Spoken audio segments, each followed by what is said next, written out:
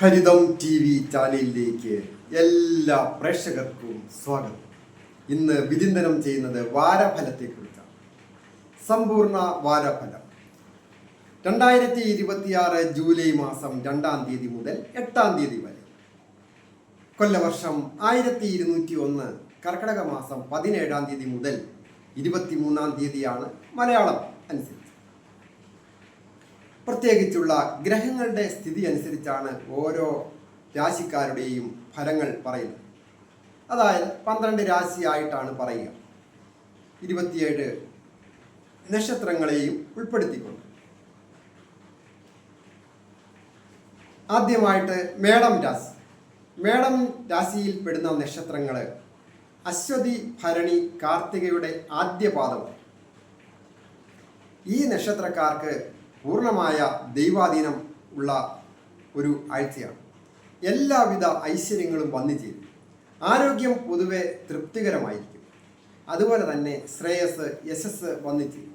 അത് തൊഴിൽ രംഗവുമായി ബന്ധപ്പെട്ട് ഏതെങ്കിലും തരത്തിലുള്ള പുരോഗതികൾ വന്നു ചേരും. സാമ്പത്തിക അഭിവൃദ്ധി വന്നു ചേരുന്നതിനും യോഗമുണ്ട്.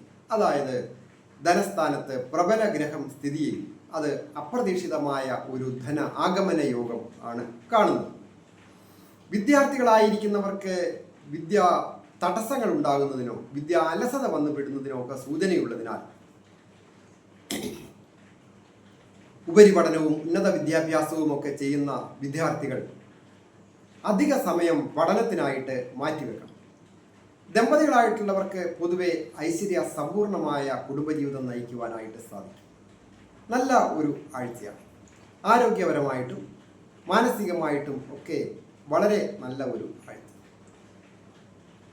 അധ്യാപകരായാലും മറ്റ് ഗവൺമെൻറ് ജീവനക്കാരായാലും ഒരു വാഹന സംബന്ധമായി ജോലി ചെയ്യുന്നവരോ മറ്റ് ഡെക്കറേഷൻ പോലെയുള്ള കാര്യങ്ങളോ ബ്യൂട്ടി പാർലറുകളോ ഒക്കെ നടത്തുന്നവരോ കലാകാരന്മാരായിരിക്കുന്നവർക്കും ഒക്കെ പൊതുവെ ഒരു പുരോഗതി വന്നിച്ച് നല്ല നല്ല സ്വന്തം നാട് വിട്ട് പോകുന്നതിനോ അങ്ങനെ ഒക്കെ ചില കാര്യങ്ങൾ നല്ല അനുഭവങ്ങൾ ഉണ്ടാകുന്നതിനാണ്, സ്വന്തം നാട് വിട്ട് ജോലി ലഭിക്കുന്നതിനും ഒക്കെ യോഗമുള്ള ഒരു ആഴ്ച. ജോലിക്കായിട്ട് സ്വന്തം നാട് വിട്ട് പോയിട്ട് ജോലിക്ക് ശ്രമിച്ചിട്ട് കിട്ടാത്തവർക്ക് ഈ ആഴ്ച കിട്ടുവാൻ ഈ മേടം രാശിക്കാർക്ക് യോഗമുണ്ട്. പ്രധാനമായിട്ട് ദേവീക്ഷേത്ര ദർശനം നടത്തി പ്രാർത്ഥിക്കുക.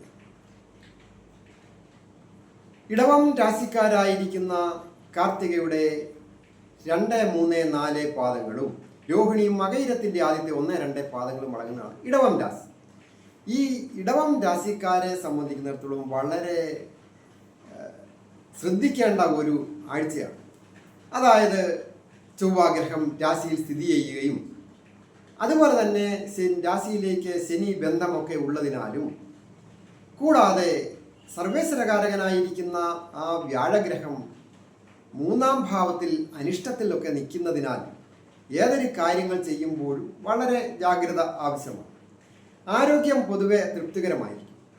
ഭക്ഷണകാര്യങ്ങളിലൊക്കെ ഒരു കൃത്യനിഷ്ഠയും ജീവിതചര്യയിലും കൃത്യനിഷ്ഠ ആവശ്യമാണ്.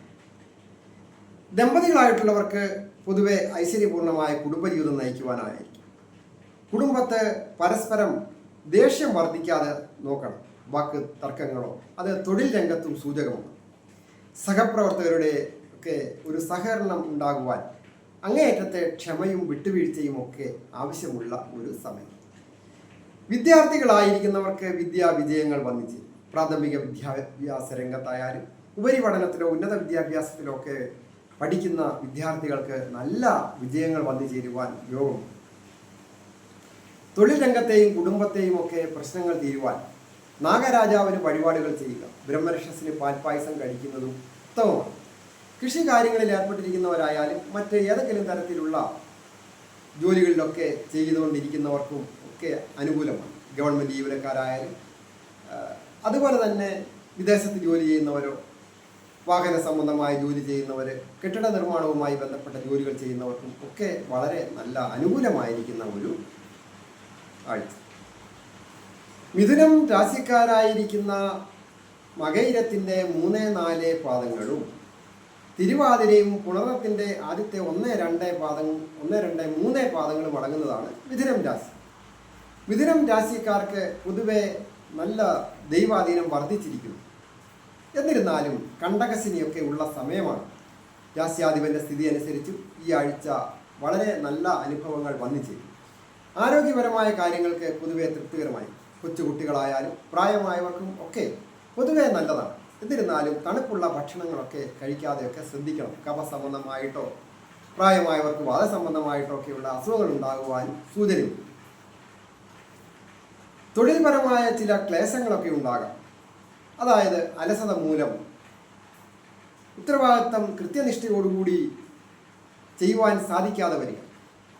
അങ്ങനെ ഉണ്ടാകാതെ വളരെ ശ്രദ്ധിക്കണം. മേലധികാരികളുടെയും സഹപ്രവർത്തകരുടെയും സഹകരണം ഉണ്ടാകുവാൻ പരമാവധി സഹകരിച്ച് പ്രവർത്തിക്കേണ്ടതാണ്.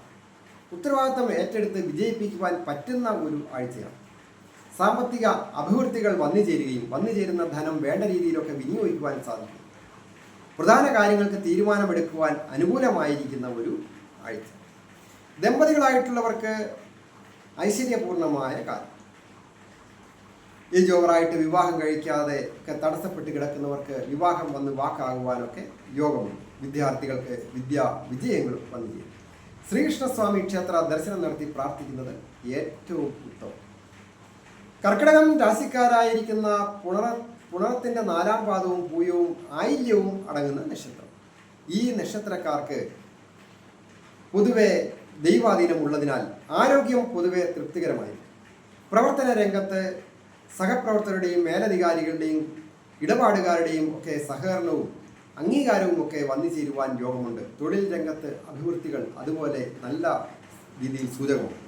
പുതിയ സംരംഭങ്ങൾ ആരംഭിക്കണമെന്ന് വിചാരിക്കുന്നവർക്ക് അതിനുള്ള ഏർപ്പാടുകളൊക്കെ ചെയ്യുന്നതിനും നല്ല സമയമാണ്. പുതിയ ജോലിക്കായിട്ട് അപേക്ഷ അയക്കുന്നതിനും ഇൻ്റർവ്യൂവിൽ പങ്കെടുക്കുന്നതിനുമൊക്കെ നല്ല സമയമാണ്. അപ്പോയിൻമെൻ്റ് ഓർഡർ കാത്തിരിക്കുന്നവർക്ക് അത് കിട്ടുവാനും നല്ല ശമ്പള വർധനവ് കിട്ടുവാനും ഒക്കെ യോഗമുണ്ട്. കുടുംബത്തെ സമാധാനമുള്ള സമയം. പ്രായമായവർക്കും കൊച്ചുകുട്ടികൾക്കും ഒക്കെ പൊതുവെ നല്ലതാണ്.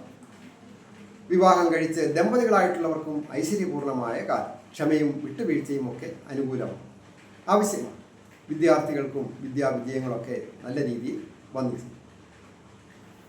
പ്രധാനമായിട്ട് ദുർഗാദേവി ക്ഷേത്ര ദർശനം നടത്തുന്നത് വളരെ വിജയപ്രദമാണ്. ചിങ്ങം രാശിക്കാരായിരിക്കുന്ന മകം, പൂരം, ഉത്രത്തിൻ്റെ ആദ്യത്തെ പാദം അടങ്ങുന്ന നക്ഷത്രം.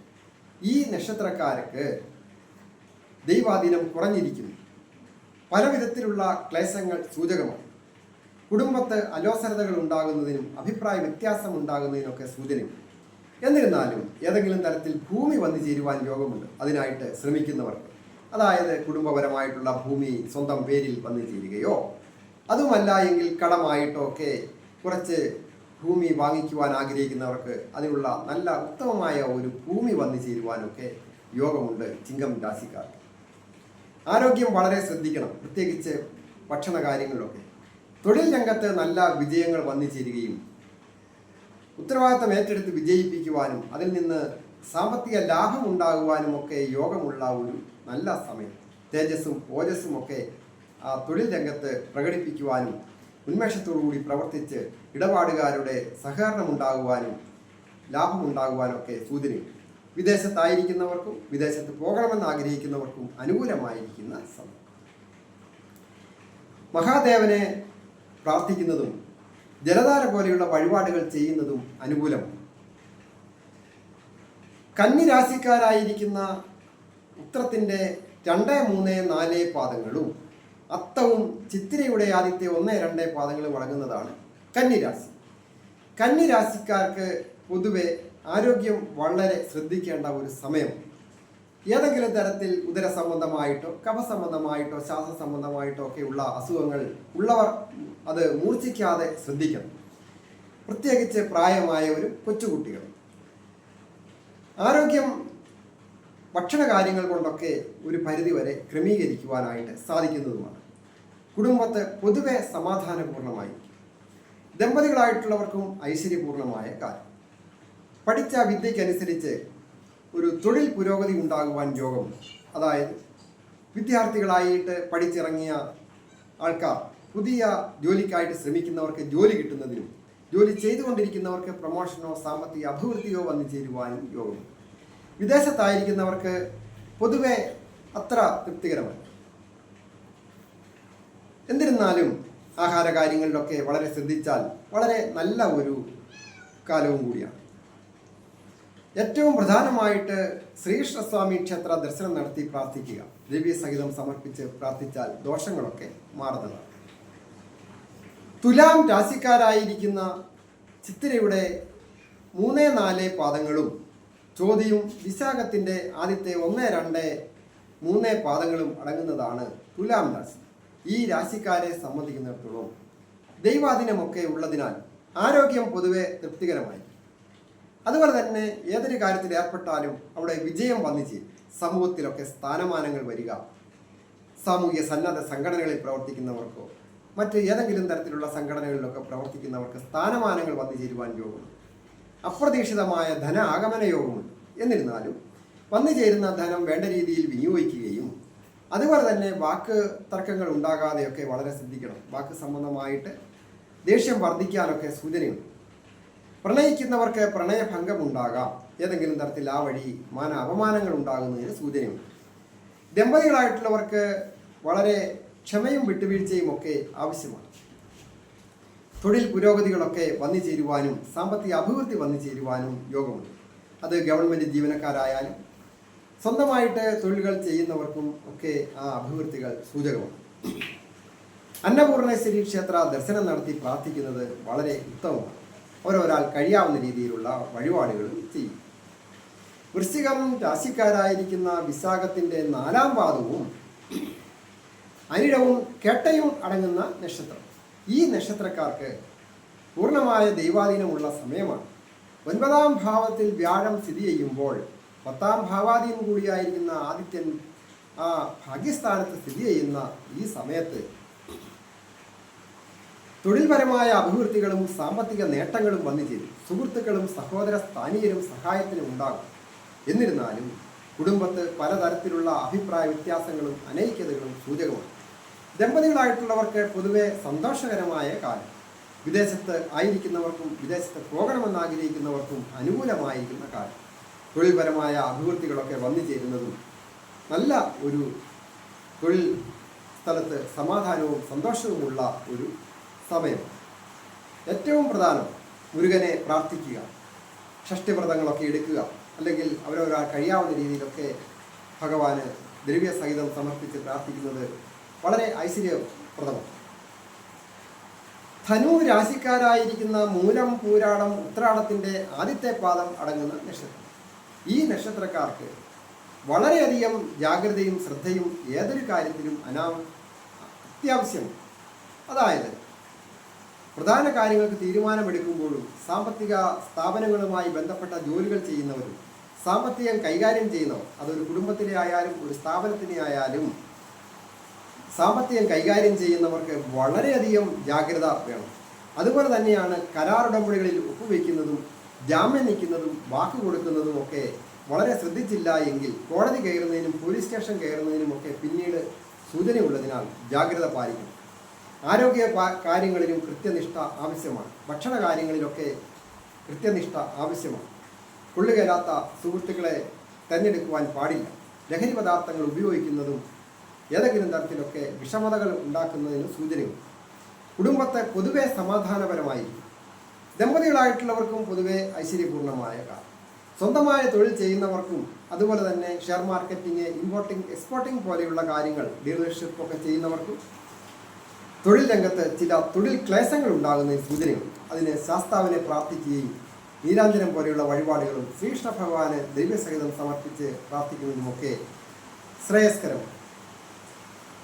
മകരം രാശിക്കാരായിരിക്കുന്ന ഉത്രാടത്തിൻ്റെ 2, 3, 4 പാദങ്ങളും തിരുവോണവും അവിട്ടത്തിൻ്റെ ആദ്യത്തെ 1, 2 പാദങ്ങളും അടങ്ങുന്ന നക്ഷത്രക്കാർക്ക് ദൈവാധീനവും ഭാഗ്യവും ഒക്കെ ഉള്ള സമയമാണ്. ആരോഗ്യം പൊതുവെ തൃപ്തികരമായി, ശ്രേയസ്സും യശസ്സും വർദ്ധിക്കുന്ന കാലം. വിദ്യാർത്ഥികളായിരിക്കുന്നവർക്ക് വിദ്യാ വിജയങ്ങൾ വന്നു ചേരും. ടെസ്റ്റുകളൊക്കെ എഴുതുന്നവർ, അത് മിലിറ്ററിയിലേക്കുള്ളതോ മറ്റ് പോലീസിലേക്കുള്ളതോ മറ്റ് ഏതെങ്കിലും തരത്തിലൊക്കെയുള്ള സെക്യൂരിറ്റി വിഭാഗത്തിലേക്ക് നോമിനേറ്റ് ചെയ്യുന്നതിനും ഒക്കെ യോഗമുണ്ട്. അധികാര സ്ഥാനങ്ങൾ വന്നു ചേരുകയും ചെയ്യും. തൊഴിൽപരമായ എല്ലാവിധ അഭിവൃദ്ധികളും വന്നു ചേരും. എന്നിരുന്നാലും ഒരു ധൈര്യക്കുറവ് ചില സന്ദർഭങ്ങളിലെങ്കിൽ സൂചകമാണ്. വാക്ക് പറയുന്നതൊക്കെ വളരെ ശ്രദ്ധിക്കണം. അധിക ദേഷ്യങ്ങൾ ഒഴിവാക്കേണ്ടതുമാണ്. ദമ്പതികളായിട്ടുള്ളവർക്ക് പൊതുവെ ഐശ്വര്യപൂർണമായ കാലം. ഉല്ലാസയാത്ര പോകുന്നതിനൊക്കെ അവസരങ്ങൾ വന്നു ചേരും. എല്ലാവിധ ഐശ്വര്യങ്ങളും വന്നു ചേരുവാൻ മഹാഗണപതിയെ പ്രാർത്ഥിക്കുന്നതും ശാസ്താവിന് നീരാഞ്ജനം പോലെയുള്ള വഴിപാടുകളൊക്കെ ചെയ്യുന്നത് ഉത്തമമാണ്. കുംഭം രാശിക്കാരായിരിക്കുന്ന അവിട്ടത്തിൻ്റെ 3, 4 പാദങ്ങളും ചതയവും പൂരുരുട്ടാതി ആദ്യത്തെ 1, 2, 3 പാദങ്ങളും അടങ്ങുന്ന നക്ഷത്രക്കാർക്ക് ദൈവാധീനം കുറഞ്ഞിരിക്കും. രാശിയിൽ തന്നെ രാഹു സ്ഥിതി ചെയ്യുന്നു എന്നുള്ളത് കൊണ്ട് വളരെ ഓരോ കാര്യങ്ങൾ ചെയ്യുമ്പോഴും ജാഗ്രത ആവശ്യമാണ്. അതായത് ആരോഗ്യം വളരെ ശ്രദ്ധിക്കണം. ഉദര സംബന്ധമായിട്ടോ ഞരമ്പ് സംബന്ധമായിട്ടോ കണ്ഠ സംബന്ധമായ ഒക്കെയുള്ള ചില അസുഖങ്ങൾ സൂചകമായതിനാൽ തണുപ്പുള്ള ഭക്ഷണങ്ങളൊന്നും കഴിക്കുവാൻ പാടില്ല. അഭക്ഷ്യ വസ്തുക്കളുടെ ഉപയോഗവും വളരെ ശ്രദ്ധിക്കേണ്ടതാണ്. കൊള്ളുകയറാത്ത ഭക്ഷണങ്ങളൊന്നും കഴിക്കാൻ പാടില്ല. ദിനചര്യയിൽ കൃത്യനിഷ്ഠ ആവശ്യമാണ്. വിദ്യാർത്ഥികളായിരിക്കുന്നവർക്ക് വിദ്യാവിജയങ്ങൾ വന്നില്ല. ദമ്പതികളായിട്ടുള്ളവർക്കും ഐശ്വര്യപൂർണ്ണമായ ധനപരമായിട്ട് അധിക ചിലവുകളൊക്കെ സൂചകമാണ്. ധനം പിടിച്ച് ചിലവാക്കിയാൽ അധിക ബാധ്യതകളൊക്കെ ഒഴിവാക്കും. തൊഴിൽപരമായ അഭിവൃദ്ധികളൊക്കെ വന്നു ചേരുകയും സ്ഥാനക്കയറ്റമൊക്കെ വന്നു ചേരുവാനൊക്കെ യോഗമുണ്ട്. പ്രത്യേകിച്ച് പ്രായമായവർക്കും കൊച്ചുകുട്ടികൾക്കുമൊക്കെ സംതൃപ്തമായ കുടുംബജീവിതം നയിക്കുവാനായിട്ട് സാധിക്കും. ശാസ്താവിന് നീരാഞ്ജനം കഴിക്കുന്നതും അതുപോലെ തന്നെ ശ്രീകൃഷ്ണ ഭഗവാനെ പ്രാർത്ഥിക്കുന്നതുമൊക്കെ ദോഷങ്ങളൊക്കെ അകറ്റി സന്തോഷകരമായ കുടുംബജീവിതം നയിക്കുവാനായിട്ട് സാധിക്കും. മീനം രാശിക്കാരായിരിക്കുന്ന പൂരിട്ടാതി 4 പാദവും ഉത്തിട്ടാതിയും രേവതിയും അടങ്ങുന്ന നക്ഷത്രം. ഈ നക്ഷത്രക്കാരെ സംബന്ധിക്കുന്നിടത്തോളം വളരെ ദൈവാധീനമുള്ള ഒരു നല്ല ആഴ്ചയാണ്. ഏത് കാര്യത്തിൽ ഇടപെട്ടാലും അത് വിജയിക്കുവാനൊക്കെ സൂചനയുണ്ട്. എന്നിരുന്നാലും ദീർഘകാലത്തെ കരാറുടമ്പടികളിലൊക്കെ ഒപ്പുവയ്ക്കുന്നതും പണം കടം കൊടുക്കുന്നതും വാങ്ങുന്നതും ധനകാര്യ സ്ഥാപനവുമായി ബന്ധപ്പെട്ട ഉത്തരവാദിത്തപ്പെട്ട സ്ഥാനങ്ങളിലിരിക്കുന്നവർക്കും ഒക്കെ വളരെ ജാഗ്രത വേണം. അലസത വന്ന് പെടാം. സ്വന്തം ഉത്തരവാദിത്തങ്ങൾ മറ്റുള്ളവരെ ഏൽപ്പിക്കുക അതുവഴി വലിയ നഷ്ടങ്ങളും ബാധ്യതകളും വന്നു ചേരുകയും മറ്റുള്ളവരെ കൂടുതൽ അതായത്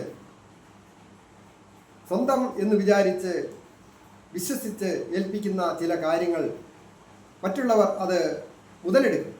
അതുവഴി വലിയ നഷ്ടങ്ങളും മനക്ലേശങ്ങളും ഒക്കെ ഉണ്ടാകുവാൻ സൂചനയുണ്ട്. വളരെ ജാഗ്രത വേണം ഈ നക്ഷത്രക്കാർ. അതുപോലെ തന്നെ സാഹസികമായ കാര്യങ്ങളിലൊക്കെ ഏർപ്പെട്ട് ജോലികൾ ചെയ്യുന്നവർ, മിലിറ്ററിക്കാർ, പോലീസ് ഓഫീസേഴ്സ്, ഇലക്ട്രിക്കൽ സംബന്ധമായ ജോലികൾ ചെയ്യുന്നവർ, വാഹനം ഓടിക്കുന്നവർ, അങ്ങനെ പൊക്കത്തിലൊക്കെ കയറുന്നവർ, അങ്ങനെയുള്ള നിരവധി ആയ തൊഴിലുകൾ ചെയ്യുന്നവരുണ്ട്. അവരൊക്കെ അതീവ ജാഗ്രത ആവശ്യമുള്ള ഒരു സമയമാണ്. വിദ്യാർത്ഥികൾക്ക് വിദ്യാവിജയങ്ങൾ വന്നു ചേരും. ദമ്പതികളായിട്ടുള്ളവർക്കും പൊതുവെ സന്തോഷകരമായ കുടുംബജീവിതം നയിക്കുവാനായിട്ട് സാധിക്കും. ഏതൊരു തൊഴിലുകൾ ചെയ്യുന്നവർക്കും സാമ്പത്തിക വിജയങ്ങൾ സൂചകമാണ്. വന്നു ചേരുന്ന ധനം ഒക്കെ വളരെ ശ്രദ്ധിക്കണം. ശ്രീകൃഷ്ണസ്വാമി ക്ഷേത്ര ദർശനം നടത്തി പ്രാർത്ഥിക്കുന്നതും ശാസ്താവിന് നീരാഞ്ജനം പോലെയുള്ള വഴിപാടുകളൊക്കെ ചെയ്ത് ദോഷങ്ങളെയൊക്കെ അകറ്റാവുന്നതാണ്. ഞാൻ ഹരികുമാർ, ദേവി ജ്യോതിഷാലയം, കാവുംപടി, മണർകാട്, കോട്ടയം. ഈ ചാനൽ പേരും നക്ഷത്രവും ചേർത്ത് കമൻറ്റ് ചെയ്യുകയും നിങ്ങളുടെ വിഷയം എന്തുമാകട്ടെ അത് കമൻറ്റ് ബോക്സിൽ രേഖപ്പെടുത്തുക. ഞാൻ പ്രാർത്ഥിക്കുമ്പോൾ നിങ്ങൾക്ക് വേണ്ടി പ്രാർത്ഥിക്കാം. ഓരോരുത്തരുടെയും ദുഃഖങ്ങളും ദുരിതങ്ങളും ഒക്കെ മാറുന്നതിന് വ്യക്തിപരമായ കാര്യങ്ങൾ അറിയുവാൻ ഗ്രഹനില നോക്കുന്നതും കവടിയാലൊക്കെ നോക്കുന്നതിന് നേരിട്ട് വരികയോ ഫോൺ വിളിച്ച് ചോദിക്കുന്നതിനും അവസരമുണ്ട്. ഞാൻ അതിനുള്ള പരിഹാരങ്ങളൊക്കെ നിർദ്ദേശിക്കുന്നതാണ്. എല്ലാവർക്കും നന്മ വരുവാനായിട്ട് പ്രാർത്ഥിക്കുന്നു.